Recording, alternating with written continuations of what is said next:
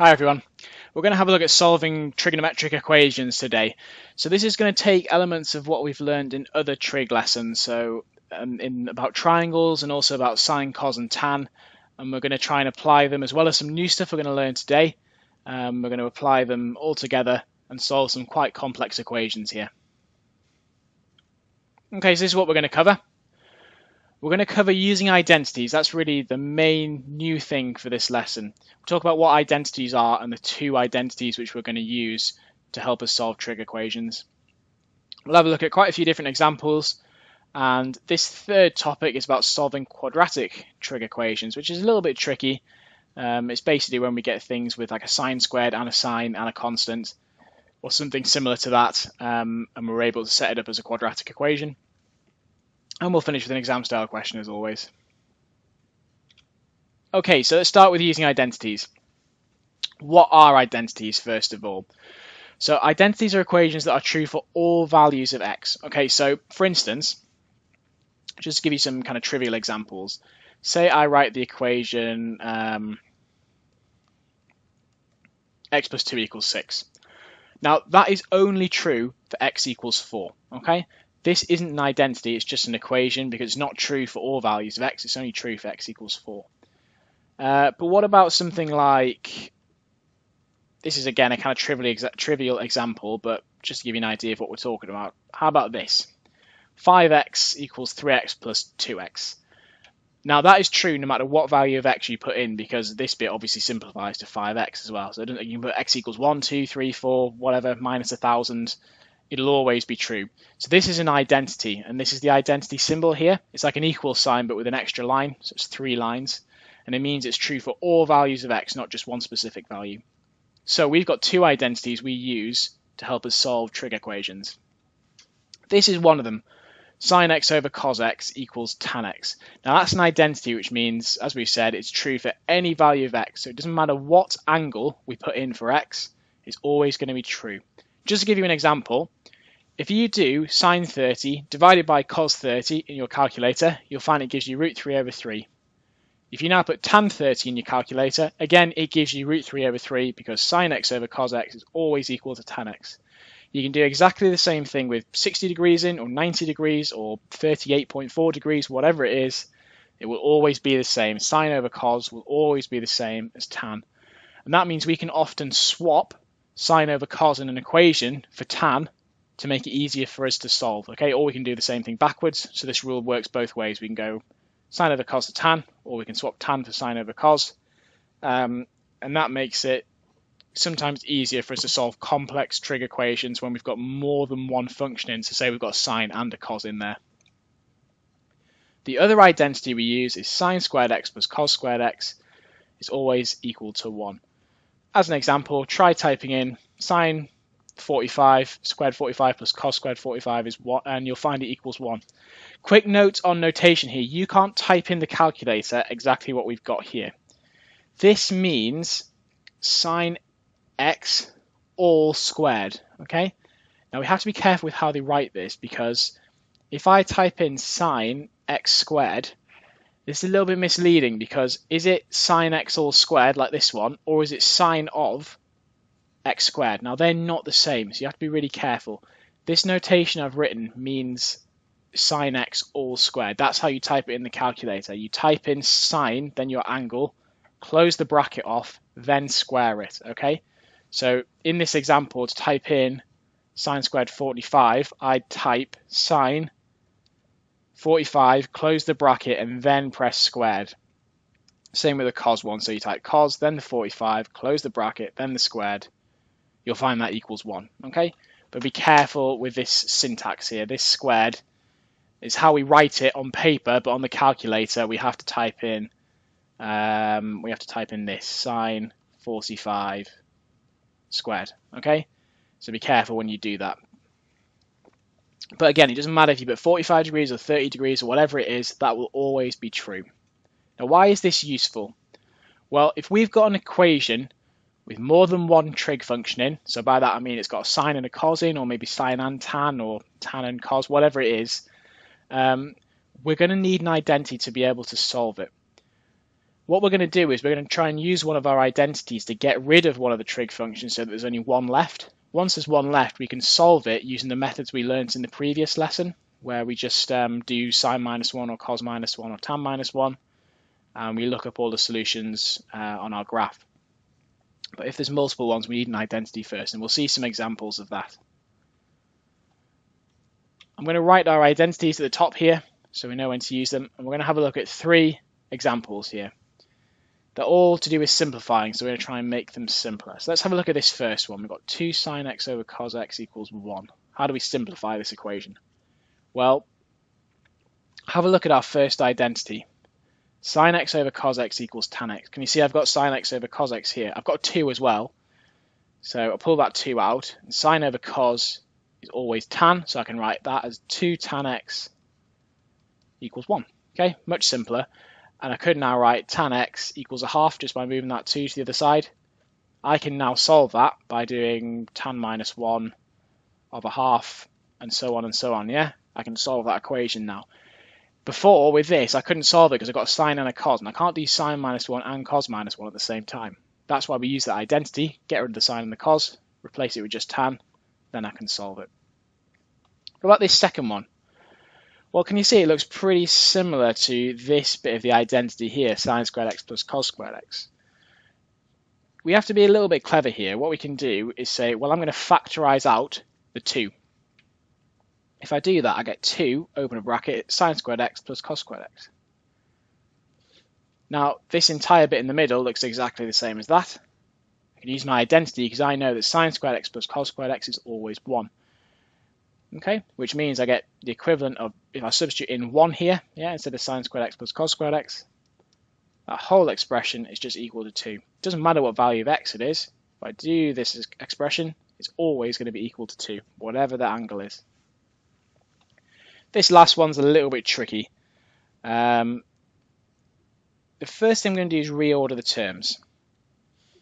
I'm going to bring the cos squared x next to the sine squared x, because can you see that lets us apply this second identity? So all I've done is reorder the terms, just to make it a little bit clearer. Now sine squared x plus cos squared x, if we use our identity here, the second one, is just 1. So I'm going to replace that with 1. And we can actually now apply our other identity as well. Sin x over cos x is tan x, so I can write this whole thing as 2, because I've still got the 2 from here, but sin x over cos x is tan x.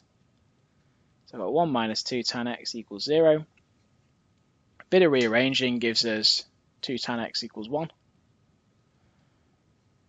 And tan x equals a half. So that really complicated expression simplifies all the way down to exactly what we had in the first expression, tan x equals a half. So using identities can make equations much simpler, and I couldn't solve this equation here directly, this one. I couldn't solve it, but I can solve tan x equals a half, no problem. So using the identities makes things a lot easier. Let's have a look at a couple more examples. We're actually going to find the solutions now. What about this one? 2 tan x cos x equals 1. Okay, now it's not obvious which identity to use in this case. What I would say though is we've got no sine squareds or cos squareds, so this identity doesn't look like it's going to help us. The first one, as well as writing sin x over cos x and replacing it with tan x, we can use it backwards as well. Why don't I say, well, tan x, I can write that as sin x over cos x. If I do that, I'm going to replace my tan x here with sin x over cos x, so let's do that. And you'll see this is going to help us quite a bit. It looks pretty messy still at the moment, but I could rewrite this as sin x cos x over cos x. Yeah, so that cos x here, it's multiplied, so all I've done is put it on the top of the fraction to help you see that these can be cancelled out. I've got a multiply by cos x and a divide by cos x, so they can be cancelled. So I'm left with 2 sin x equals 1. And I can now write that sin x is a half. Hopefully you remember from the previous lesson how to solve these ones. What I'm going to do is I'm going to do that x equals sine minus 1 of 0.5. If I type that in the calculator, and remember we're in degrees here, we can have ones in radians as well. but this one, if you look at the region we're solving, it is in degrees, so it's kind of the same as the previous lesson where we look at the region, at the interval, to see whether we're in degrees or radians. If you do sine minus 1 of 0.5, you'll find that's 30 degrees. Okay, so that's one of our answers. If you remember from the previous lesson, how do we find the other answer for sine x? Well, you can use the CAS method. If you're familiar with that, then please keep using it. It's possible to do that. Personally, I just remember that for sine x, all you do is you do 180 degrees minus the first solution. So actually here, the second solution is going to be 180 minus 30 degrees is 150 degrees. That will cover the whole of this region. If the region was bigger, I could add 360 degrees onto these solutions to get even bigger solutions, because we know sine repeats every 360 degrees. But because we're only looking in this region, this interval, there are two answers. Okay, so we can use our identity to simplify and then find the answers. If you type in 2 tan 30 cos 30, you'll find it does give you 1. Okay, so we have found a solution to this equation. Let's have a look at another one. Okay, so we've got cos squared over 1 plus sine theta. This is a show that question. What it's saying to us is show that this left-hand side is exactly the same as the right-hand side. Now, how do we go about doing that? Well, what we want to do is start with one of the sides of the equation and turn it into the other side by using various identities. Now, you can either start with the left and turn it into the right-hand side, or start with the right-hand side and turn it into the left-hand side. Or, and this is very rarely useful, but you are allowed to do it in the exam, you can start with both sides and kind of meet in the middle and show they're both the same. My recommendation here would be always to start with the side that looks the most complicated, because normally that means you can do a lot of simplifying. There's a lot of things you can do. 1 minus sine theta, it's hard to see how we can make that any simpler. But this one, we could certainly apply some identities to this one. So that's what I'm going to do. I'm going to start with this side. And I'm going to try and turn it into this right-hand side by using some identities. Okay, so what could I do?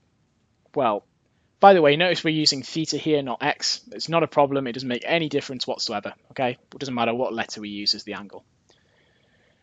Have a look. I've got cos squared theta here, and I've got an identity that involves cos squared. I could rewrite that identity to say that cos squared, when you start using theta here, is the same as 1 minus sine squared theta. So all I've done is brought the sine squared theta to the other side. Still an identity, just rearranged it slightly. So I could swap that cos squared theta for 1 minus sine squared theta. Okay, now what made me want to do that? Well, a couple of reasons. The first thing is the answer has got a sine theta in, so introducing another sine theta can't hurt. The other reason is that now I've got an expression with only sine theta in, okay? I've got rid of the cos squared theta entirely. So it gets me closer to the answer. So whenever you do use an identity, think to yourself, does this get me closer to the answer? Does this make it simpler? If it gets rid of a trigonometric function like cos, then yeah, you are making it simpler. It makes it easier to solve an equation, or easier to get a show that equation as well, like we've got here. It's a little bit tricky to see what to do now, and this is quite a common trick, which is why I've put this example in. Do you remember difference of two squares? Because that's what we're going to apply here. 1 minus sine squared theta we can actually write as 1 minus sine theta times 1 plus sine theta. Okay, it's a classic difference of two squares, okay, which is sometimes written to see as dots.